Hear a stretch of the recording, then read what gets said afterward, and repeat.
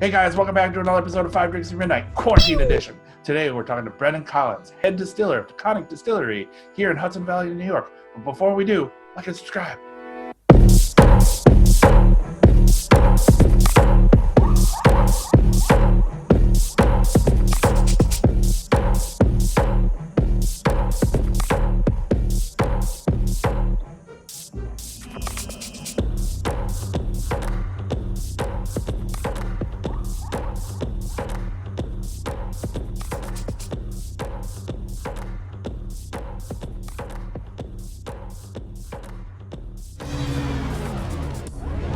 Brendan Collins, thank you so much for joining us. Five Drinks at Midnight, 5 drinks, 5 questions, midnight, whatever comes first.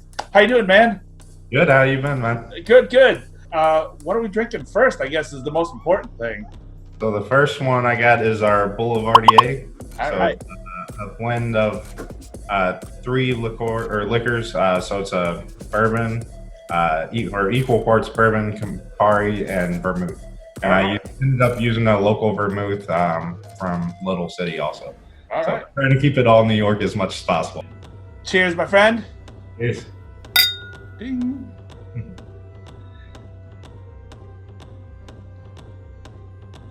All right. Oh, that's good. So, question 1, origin story. How'd you get started in the whiskey business? So it's a long story. So I have a background in chemical engineering. So that's what kind of got me started in the alcohol industry in the beginning. So had a lot of alcohol classes with distillation. We also had some beer brewing classes with fermentation. So I knew a lot about the background of the whole industry going into it. Knew I eventually wanted to be in brewing or distilling eventually in my life. But that didn't work out right away. So I was in paper. Worked in a paper mill for a year and then worked in Jif peanut butter for a couple years. And then where I was in Kentucky for that, luckily I got a job at Buffalo Trace.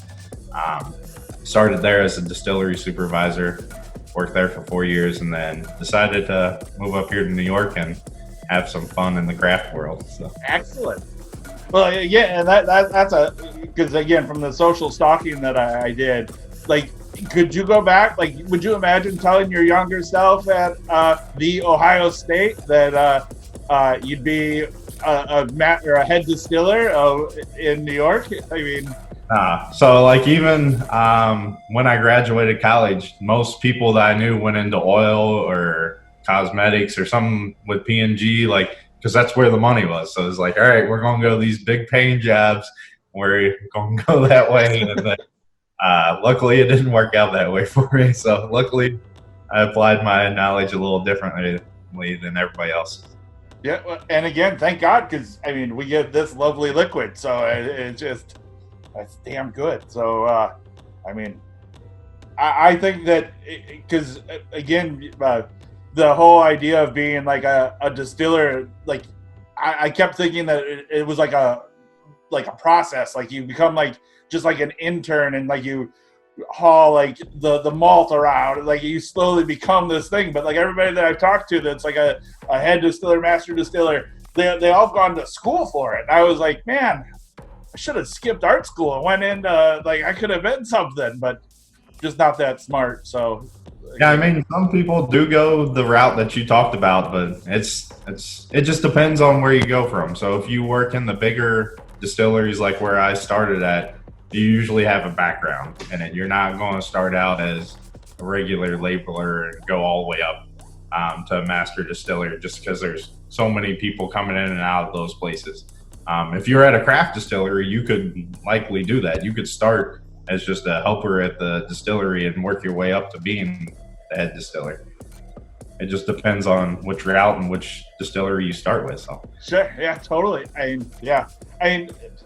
Yeah, like again, you said that you're just 2 people at the distillery right now. Is that normal? Because again, I know you're a small shop of like 8 people, right? Yeah, so we have about 5 full-time employees. So we have our owner; he's there for the most part every day, and then his wife, she does a lot of the sales around. But right now, where we can't do a lot of that stuff, that's not happening. Then we have a sales manager, and then myself and our assistant. distiller, and then we have a part-time worker. She's our tasting room manager. Okay. Pretty much our entire team, other than what we have some people coming in helping us bottling. So that's once a week that we bring in about 10 people helping us on that. Awesome. Well, great. Well, that's question one. Super easy. Not even midnight yet. Like, we're just going to fly through these. So we're going to have to get harder questions because we got a lot left on our drink. So I'll say I still have most of my drink. to drink two. Question two. What are we drinking?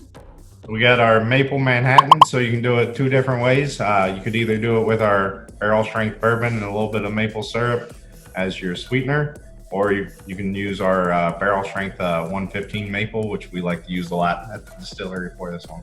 Excellent. Cheers. Question two. I heard you guys have a very unique still setup at Taconic. Can you tell me a little bit more about that? Yeah, so we run a column still setup, so it's very similar to like what they run in Kentucky, just a smaller scale. So we got a 12-inch column still with a pot doubler.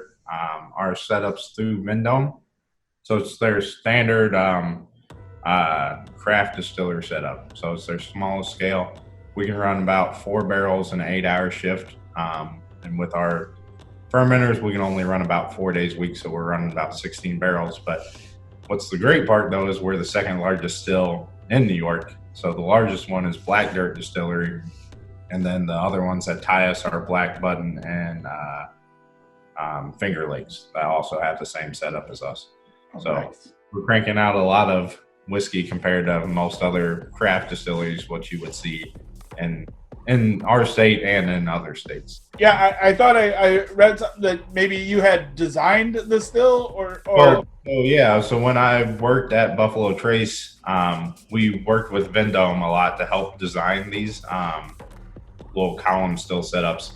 So we was putting in a lot of little craft distilleries at Sazerac, and we helped actually design some of these. I helped with some of the gauges in some of the areas for the automation and everything. So it was really fun to see that still was already there when I came up here, and then I was like, all right, I get to run my still that I kind of helped build. So that's awesome. When I walked in, they was like, you think you know how to run this one? I was like, yeah, I'm pretty sure I can run this one. Yeah. It didn't take any time to crank that one. First day, we already got it purring. So yeah, that's amazing. So on to question 3, halfway done, not even midnight, but what are we drinking? We're drinking. We got our barrel strength bourbon, so it's 115 proof. It's 70% corn, 25% rye, 5% malted barley. It's aged 4 years in 53-gallon oak barrels. Awesome. Cheers. Good, man. So gotta get that branding in there. There you go. We got our own little Glencairns. There you go. That's very nice. But yeah. But all right. So question 3. What's the advantage of working at a craft distillery versus a big distillery? So for me, I mean, I get a lot of say on what happens. I'm the boss. Advantage of working at a craft distillery. Even though when I worked at the big distillery at Buffalo Trace, we did experiment a lot, and I was very heavily involved in those experiments. Now it's me and it's my knowledge, and my owner says, all right, he's like, I just sign the checks and you make the whiskey. So I get pretty much any say that I want. So luckily with all I say, I've been able to work with a lot of the breweries around town and within the state. So we're starting to like do some collaborations with them in the whiskey world, where we're collabing with their stout recipe with our bourbon recipe and making a bourbon still, but it's still heavily malted bourbon. With different types of malt that you wouldn't usually use in a bourbon. But those kind of things are allowing me to do stuff that I would have loved to have done at Buffalo Trace, but we would have had to gone through 10 levels of okays before we could have got it done. So now it's just like, all right, snap fingers, it's done. Like, do whatever you want to do. So that's the biggest advantage, is like I get to do it right away. Like I don't have to go through everybody and say, all right, here it is, plan it all out, cost it all out, say this is what we got to do, get everybody say, all right, here we're going to make this. And then 10 years later, it's going to happen. So, and that's all. The other benefit is craft whiskey is usually younger whiskey versus older whiskey. So even when we did experiments at Buffalo Trace, you're looking 10 to 15 years out versus now I can do an experiment and where our whiskey isn't as old, I'm not having to release as an old experiment to make it to be our quality that we have. So I'm kind of doing that 4 to 6 year range and saying, here we go. So Nice. That's the greatest one. Yeah. And again, not looking for a scoop or anything like that, but is there anything that, like, because you talked a little bit about the beer, but is there anything that you want to do that, like, your, like, future kind of thing? Like, is there anything that, like, you really want to, like, mess with? Yeah, so we ended up laying down a few barrels of a single malt that I did. So I took like some of the brewing recipes that I knew from when I was home brewing and made a really aggressive single malt. So I used all malted products. So theoretically underneath the American single malt, where there's no real category, as long as it's malted, it's a single malt, right? So I have like malted wheat, malted oats, malted barley. So I'm packing a whole bunch of different flavors into it, but it's not like what your traditional malt whiskey would be, like something from Ireland or Scotland, like what people think of a single malt, right? So those flavors are going to really pack it in there and add some complexity that I think people aren't used to as a single malt coming down the roads. What? You know, that one turns out. I think that's awesome because, like, one thing too, like I've told Pierre this too. I think that your whiskey is a very, like, it tastes very Irish to me.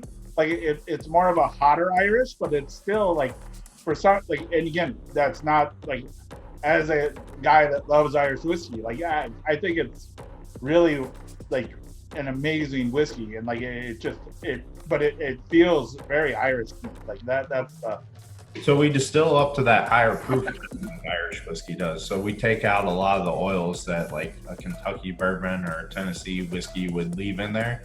And we do that on purpose where we're a younger craft distillery. A lot of those oils and heavier compounds take a lot longer to age. So we need to be able to take out some of those compounds to where it'll age a little quicker. So when we're releasing a 4-year product, it feels a little more balanced and it's not grainy and it's not going to be young. So it's kind of on purpose what we do.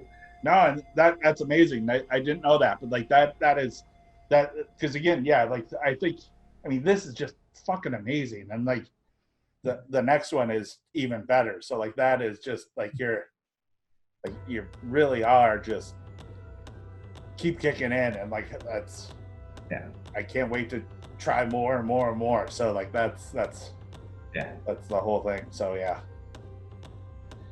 I mean, and again, it's not smoke up your ass just because you're on the show. I appreciate you being on the show, but like two, this is just really good. Like you're right. It doesn't have like, it's not oily. It's not like a normal bourbon kind of would be. Like it doesn't have that oiliness to it.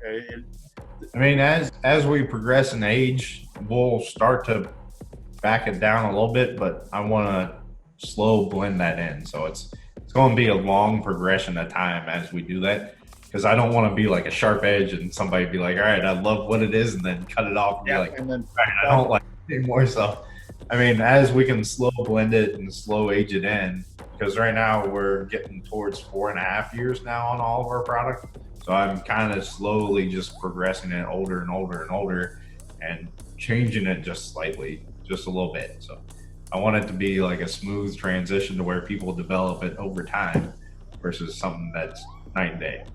Well, and so like off of that then too, then are you like tasting, like, I mean, are you like, do you have like little samples that you're like fully like being like, nope, that's shit, we're not gonna do, like, I mean, like what's your method to your madness then, I guess is the. No, I mean, so luckily with us being a small distiller is we don't really have a whole lot of barrels anyway.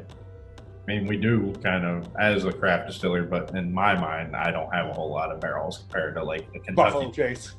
Yeah, so I'm making 4 barrels a day versus 1,000 barrels a day. Yeah.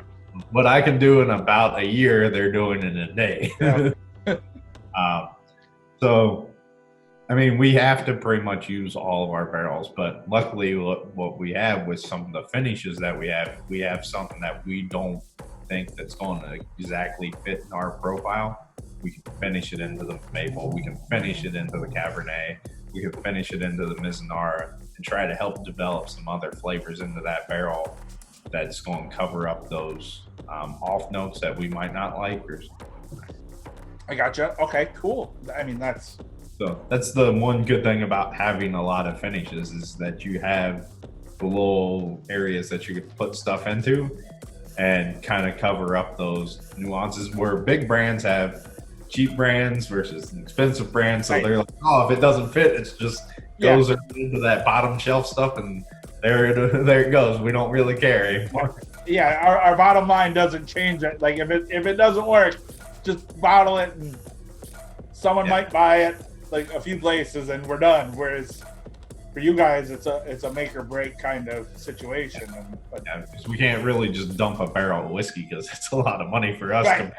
But and also it's like you said, 4 years of fucking work and effort into it. So like, yeah, you're dumping I mean, if it takes a day to make you a barrel, like it's, or 4, like you said, but like it's just that's a lot of money that you're dumping down the. I mean, luckily we have a really good still setup and we use some of the best barrels that we can get. So we know for the most part our whiskey is going to be pretty solid coming out. It's just every barrel is always different. Like you can make it as perfect as you want.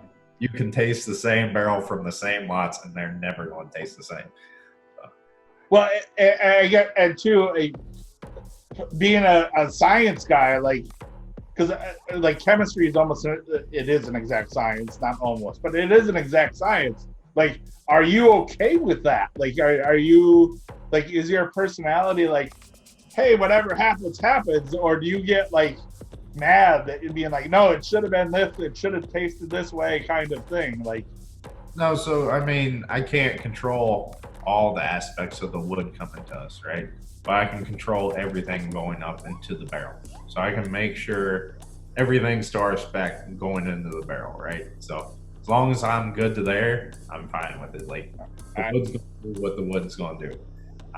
That's most of our flavor compounds is coming from the wood. So I can't, and we're not big enough like a Buffalo Trace or a Jack Daniels or somebody where you can source all your wood, say this is exactly what I want. Like the Cooper just go and just laugh at me and be like have fun. Like you're too small. So I mean, I know there's some aspects that I can't control, but I'm fine with it. But if I know I'm putting good product into it and we're sourcing the best barrels that we can from the cooperages, that we're going to end up with a good product. Excellent. On to question 4. What are we drinking? So we got our Mizunara cask finish bourbon. So it's our 4-year-old bourbon that's finished in a Japanese Mizunara cask for 6 months. When we did this the first time, our fresh cask kind of dropped the proof a little bit lower, so we decided to do the 107 as our high strength bourbon, or our high proof bourbon on this. So we've stuck it with that 107. Helps keep in the little medium range of where it's not overpowering for like a new whiskey drinker, but it's not too light for a heavy whiskey drinker. Excellent. Well, cheers. Cheers. That is glorious.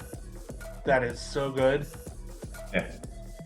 Flavor that just developed from that Mizunara wood is crazy. Like how much it changes a bourbon in 6 months. Well, and again, they say too that like that wood is very soft, so it leaks a lot. So luckily for us, what we did is our local cooper that we had for this is called Titan barrels. So it's a stainless steel drum with wood heads and then wood staves that go through. So for us, we don't have as many leak points as what would be as a Gotcha. typical, but we still have that same surface area. So for us, we're not taking the leak risk as much as like a true Mizunara cask, but we're still getting all that same surface area. So also with the way it's built is I can pull it out, I can shave down the stage myself, I can recharm and reuse them myself without having to send them off to a cooper and do all that stuff. There you go. All right, awesome. Giving me the benefit to where I'm getting multiple uses out of these barrels, especially with how expensive they are for a craft distiller versus like somebody that's using a big Mizunara steel or Mizunara cask and not getting more than one use out of it. So. Sure. All right, makes sense. I mean, and again, if you could keep reusing sustainable wood, I mean that's all. And well, especially for this wood, it takes 200 to 300 years for it to grow.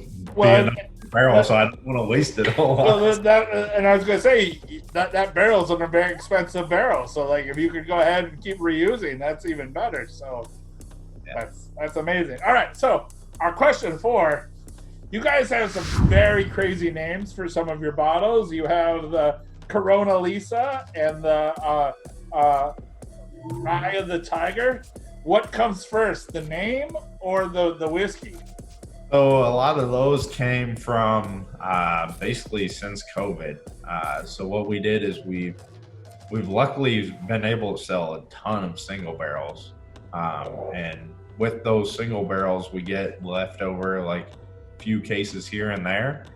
So what we've been doing is we've been coming up with our own stickers to sell with those single barrels within our distillery. So where we have our own tasting room, we sell like the case or two that we have. So you might have 12 bottles max left over. We'll print out a little sticker and say, here you go. We'll be able to allow you to have this to apply to yourself. So yeah, those stickers, a lot of them have come from our owners, just imagination and just having some fun with it. I mean, what's the point of making whiskey if you can't have fun while you're making all that whiskey stuff? Yeah, no shit. And again, like the Rye of the Tiger, like again, kudos to like the owner and the marketing team because you guys are like right on it. Because Rye of the Tiger came out right during the Tiger King. Yeah, so I think he watched the whole season of it and was just like, all right, we're making this sticker. Like, yeah. We'll make it. So it was like literally a week after, and he had the sticker printed up and was like ready to go.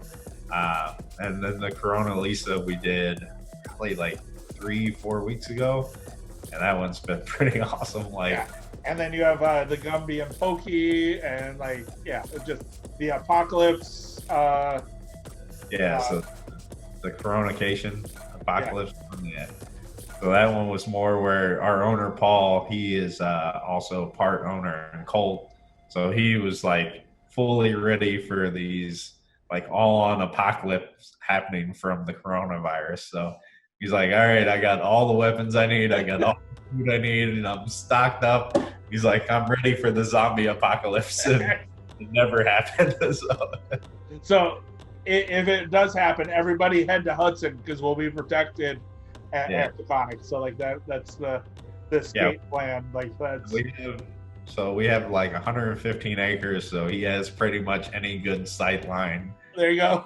Property. Then we have plenty of deer and turkey up there, especially all the corn they've been eating because we grow some of our own little corn and grain up there on site. So all those animals just come to our property, so every animal in the whole area comes right there. And that too, like you guys use your own sourced water from the land too to make your stuff, right? Like all our water comes from our land. Our grain comes from all within New York. So all of our corn comes within about 10 miles of our distillery. We grow some on site also.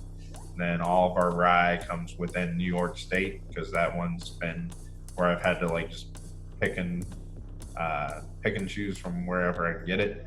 So I've had some farmers grow a lot for me the last couple of years, but like we still haven't had the greatest years for growing rye because it's wet in the wrong times of the year. So we're still picking and choosing throughout the whole State, and then all of our malt comes from New York State also. Is that choice or just financial? So for us to be a New York farm distillery, we have to use 75% New York grain. But by choice, we choose to go all the way to 100% just because it makes it easier for us to be like, instead of us saying, all right, well, we're going to use some corn from out of state versus some rye from out of state, and then trying to keep track of all that, that takes a little bit much. And we're just like, all right, we'll just do it all by choice. So it actually costs us a little more to do it, but we're happy to do it. So. Cheers to that. So, And we're making good whiskey with all that New York grain. that you are, my friend. That you are. 'Cause I will tell you, this is just, oh. We have batch 3 of this one coming out in November, and I just tasted it just to see if it's aligning with the same profile. And I think it's actually kind of ahead of where nice. the batches were, so we'll see how that one turns out. All right. So November, we got to make sure we're ordering online. All right. I got you. All right. So on to question 5. I guess first is, what are we drinking? We got just your typical Wicker, which we decided to make with our 115 proof bourbon. Excellent. Cheers. Cheers, man. All right. So question 5, flip of the coin question. You don't need an answer. The coin will answer for us. Slip it. You can spin it. You can do whatever you want. But question 5, is New York State distilling better than Kentucky distilling? All right, we'll see what it says. We'll do the spin. It said fuck no. Fuck no.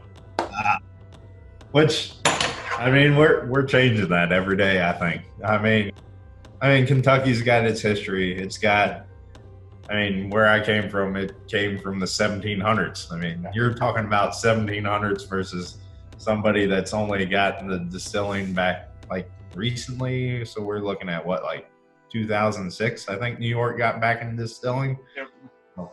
We got about 300 years behind them, but hey, we're going to make sure it happens, though. There you go. Well, again, Brandon, thank you so much for joining us. 5 drinks down, 5 questions, not even midnight. We're just rocking. So, got plenty of drinking time left. But again, I appreciate you joining us. Thank you again. Glasses to you, sir. Thanks for having me, man. Cheers. Cheers.